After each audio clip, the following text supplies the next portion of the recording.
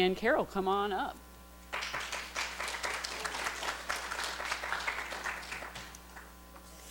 Thanks very much for having me. It's awesome being here, and it's been great listening to all of the talks so far. So yeah, I'm Captain Carroll. I'm a doctor in the military. I'm a general duties medical officer, so I'm not a GP yet. And I'm going to talk to you about the work that we've done trying to help prepare females attend Arduous courses. I just want to start by thanking some people, so Major Naomi, Captain Charlotte Parks, and Squadron Leon Vanna, who's here with me today, who have helped make this work possible. So thanks to them. In terms of why we started this, when I joined the military 4 years ago, there were only, and there still are, only a handful of women within these Arduous courses and who have attempted who've even stood up to try the Arduous courses. And it's probably worth us saying what Arduous courses are. So within the UK, it includes our P Company, which is for the parachute regiment, so the paratroopers, the course for the Marines, so the Commander course, courses for our Pathfinders and the RAF regiment, and also our Special Forces courses. And as I said, there's only a handful of women who are currently working in them, and there's not that many women who have tried and attempted these courses. And I didn't really get it, because within the UK Armed Forces in general, there's loads of women who perform to a really high level in sport throughout a wide range of disciplines. So weightlifting, cycling, triathlon, we've got women competing at really high levels, but this isn't mirrored with females performing at high levels within these Arduous roles. And I didn't really understand why. So with Major Naomi and Captain Parks, we decided to try and understand this a bit better. So we spoke to some of the subject matter experts within female physiology. So next slide, please, sorry.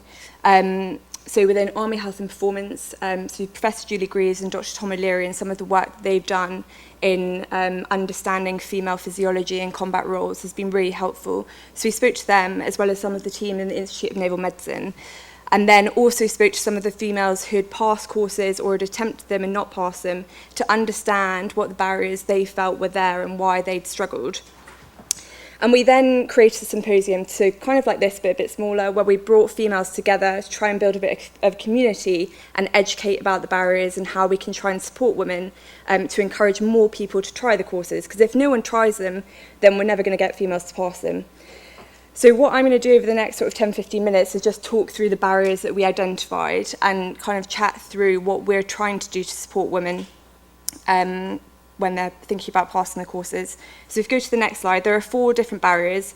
So the first barrier is female health and performance, and this is a huge area and one that I find really interesting. And I'll split it down into nutrition, strength and conditioning, and menstrual health. From a strength and conditioning point of view, we know that females are different to men, but that does not mean that we're any less capable. We found that the females who were attempting the Arduous courses and who passed them tended to be smaller than men, both in height and weight, but also tended to come from endurance backgrounds, so cycling, running, and rowing. The work that had been done by Dr. Tom O'Leary suggested that there was a bit of overlap between men and women in terms of aerobic performance. So by that I mean kind of VO2 max.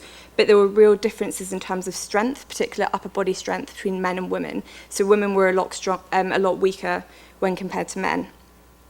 And when we think about the Arduous courses, there's a real focus on tabbing, so kind of what Chris was saying before, all of the funny walking, but with really heavy weights. So a lot of the Arduous courses, you have to carry weights of between sort of 35 to 40 kilograms upwards, which in American pounds, I think is about 75 to 80 pounds, and for distances of sort of 8 miles plus. So it's really considerable weights for long periods of time, and that has a really significant toll both for men and for women.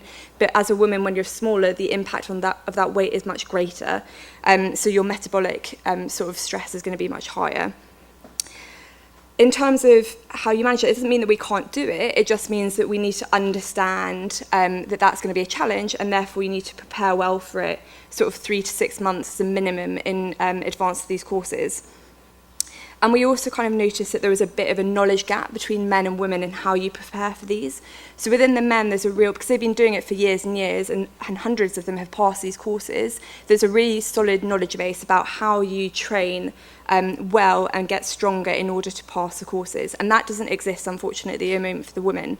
So we've been trying to work with some of our PTIs, so physical training instructors, who have a specialist interest in female performance, to try and create a bit of a training program for women that lasts about 6 months to help build them up so that they're prepared to try the courses as well as possible and not get injured, because that's the key thing. If you get injured, it's pointless. You can't go on the course, and it also affects your longevity of career. So that's been really useful so far, and with that, we're also trying to change a culture within the PTI school and encourage more female education within their training. So at the moment, it isn't. I think there's only one day where they get any teaching on female health, which seems a bit inadequate to me. From a menstrual health point of view, it's been great that we've heard quite a lot about it over the past day. The menstrual cycle is a fundamental biological process for us, and it's something that I think that we should be proud of. But it's also a really useful marker for female health, so having regular periods is really useful to know that you're getting the right intake of food and you're training at the right level. From a personal perspective as a clinician, I don't feel that during my medical training we were given enough education on understanding the menstrual cycle, how we should support women through it, but also how to manage female in high performance roles who present to you with irregular or absent periods. And the education around that, I think, is really lacking. And within a military clinical setting, it's a real area that I think that we need to improve our education about. And if we as clinicians don't feel educated about it, how can we expect you guys as females going through to know how to manage it yourself? Within sport, I think yesterday we heard from about Genis and Wild AI, so there's a real focus on using your menstrual cycle to enhance your training, and I think that's a really nice, positive way of thinking about it. Within the military, you might not have the time to focus your training to that level, but I think what it shows is the importance of understanding your cycle, so knowing what's normal for you so that you can then tell if there's slight changes, record that over time and then take it to your clinician so you can work out if you need to change something, whether it's nutrition or training. And it's really great that there's now apps like Wild AI and Genis that enable you to do this. There's lots of factors that affect your menstrual cycle, and there's been quite a lot of work that's been done on this recently, which is really great. And we found that things like lack of sleep, stress, lack of food, all impact your menstrual cycle. And unfortunately, within the military, often these are completely unavoidable. So when you go out into the field on a field exercise, you're going to have rat packs, which aren't that tasty and often aren't actually nutritionally relevant for you. You're going to be sleep deprived, and it's a stressful environment. So it's kind of expected that your menstrual cycle might get disrupted. And the research seems to suggest that if that's for a short period of time and then you go back into a normal environment, your menstrual cycle recovers, so there's no long-term negative effects of that. But what we don't know is whether what length of time that is, and whether it's repeated, whether there are any long-term negative outcomes for that. And what I think in elite sport is interesting at the moment is RED, so relative energy deficiency in sport, where you have that prolonged energy deficit, and that gives things like increased injury, prolonged like irritability, difficulty in recovery. And what we don't know in the military is whether that exists, and whether if we are exposing women to these stressful environments for prolonged periods, whether we're putting them at risk of REDs. And at the moment in the military, there's no research on this whatsoever. So I think it's a really interesting area that hopefully we'll get more clarity on soon. But again, we need to educate women about it. And if this research happens, it's great, but we need to make sure that that's translated down to the people who need it and can use it. And then finally, contraception. So within the British military, 60% of our women are on contraception. I think it can be really great because it can give you control over your cycle and it can control some of the symptoms, so stop your bleeding. And for females who are on some of these Arduous courses that last about 6 months, that can be really helpful because actually it can be quite frustrating and it's an extra thing to think about if you're having to think about managing your period. But it does mean that you then lose the ability to recognise if you're entering periods of low energy availability if you lose your menstrual cycle. So again, it's just educating women about that so that they can then be alert to the other symptoms such as irritability, not sleeping so well, not recovering as well from sessions that you normally would do. And I think as well with contraception, it's educating about it, because as a clinician, if someone comes to me, I want to be able to discuss with the different types of contraception that they can have, what they want to use it for, and then enable them to make an informed decision way ahead of the time that they actually need it, so that you then have time to try it for sort of 3 to 6 months. If it doesn't work, you can try something else, so you're comfortable with what you're using before you start going on to this arduous course, which has got loads of other stress involved. So hopefully that's something that we're working on at the moment and will improve over the next sort of few years. And then finally, nutrition. I'm not going to spend much time on this because I think that the talks that have been yesterday about nutrition were great. But there's been some good research on nutrition within the UK. And in terms of female-specific stuff, we found that females have a higher iron requirement compared to men, and it's really difficult to get that from diet. So we now recommend that women take an iron supplement. And additionally, vitamin D and calcium are really important to reduce stress injury, and for your immune function. And within the UK, I don't know if any of you guys have been, but during the winter, the weather is absolutely terrible, so you're not going to get your requirement of vitamin D. So we recommend that women take a vitamin T supplement as well. Next slide, please. And then barrier 2, so ill-fitting kit. Again, I think we're having some great talks about this afternoon, so I'm not going to spend much time on it, but it's not surprising that the kit doesn't fit us in the British military. So the graph to the right was from a report from DSTL, which is one of our science and technology labs in the UK, just asking women whether or not they felt their kit fitted them. And just to kind of highlight it, so on the far left, that's 1 in 4 women felt that their sleeping bag fit them. It seems like quite a small thing, but actually if your sleeping bag is too big, that's going to affect your sleep, it will affect your recovery, and we know that lack of sleep has a massive impact on your menstrual function. So something that seems really insignificant actually has huge effects on your performance. So if we don't fit our women with good kit, they're not going to perform to their best ability, you're more likely to get injuries, and it just seems like a really easy fix for us to sort. Some good things have been happening in the British military. So there's been some studies on sports bras that are focused on the type of sports bras that are good at women, and you can now get an issued sports bra that fits you. And I think that's a positive thing, and hopefully a sign of some of the good research that's going to come. Next slide, please. So barrier 3, we sort of described as managing isolation. So often when you go onto these courses, you'll be the only female surrounded by men. And I was really interested by what Major Sydney Jack said yesterday, and she spoke so eloquently about loneliness in these environments. And I think this is a really important thing to be aware of if you're somebody who wants to try these courses and work in a male-dominated environment. There was a study that was done by Squadron Leader Gifford at Sandhurst, which is our officer academy, and they looked at the cortisol levels in men compared to women. They found that for the females, cortisol levels were high throughout the whole course, so that's about a year, whereas men, cortisol levels were normal or low for 2/3 of the time, and then the only time they were high was on the final field exercise, which is a challenging final exercise, and then their cortisol levels were the same as women.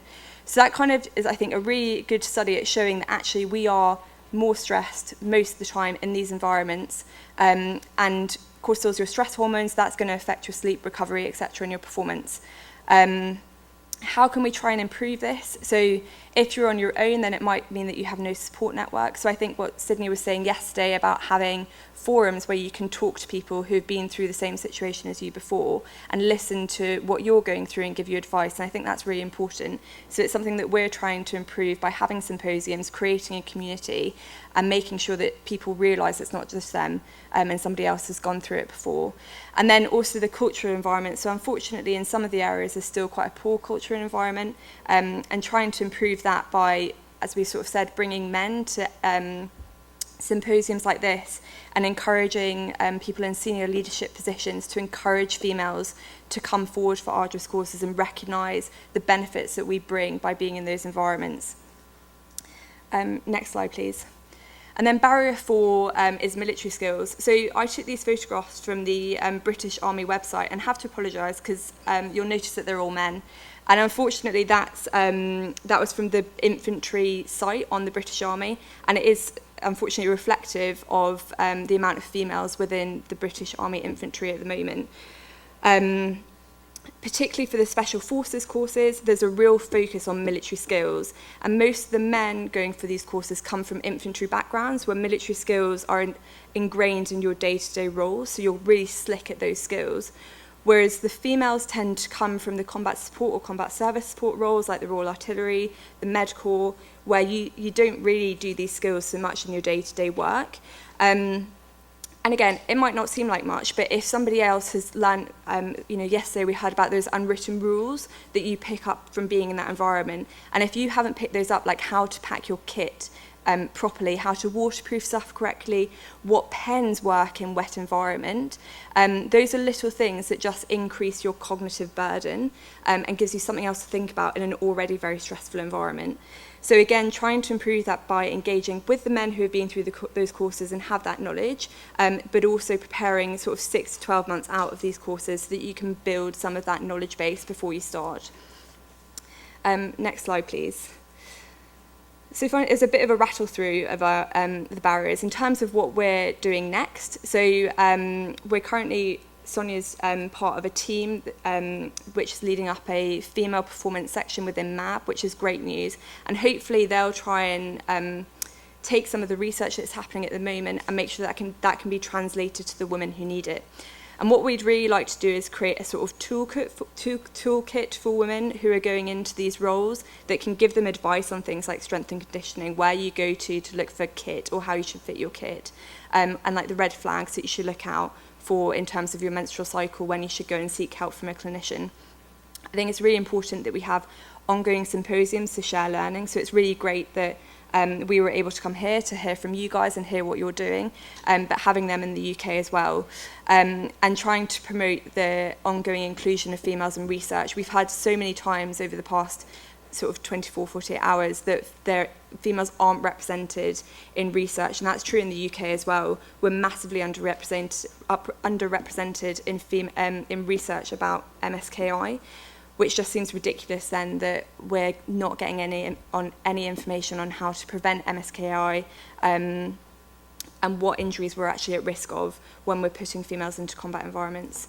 It's also probably worth noting I haven't spoken at all about pregnancy or menopause, and I'm really aware that doesn't cover loads of women, and it's also really important that we focus on to ensure there's longevity of career. Once we've got females through these courses and into these roles, how do we support them to have healthy pregnancies and then come back to work and still operate at the same level?